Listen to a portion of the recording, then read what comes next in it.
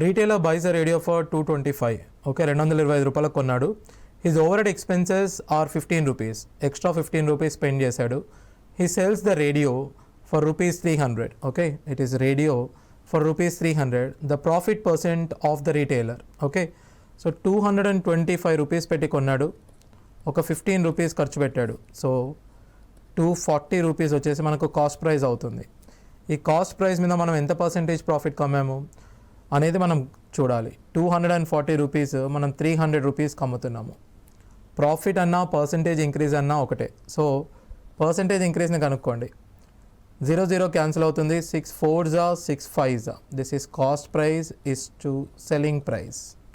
So ఇక్కడ మనకు profit ఏమవుతుందనంటే profit percentage 1 increase అవుతుంది 4 పైన. 1/4 into 100, that is 25% profit. So it is 25% profit.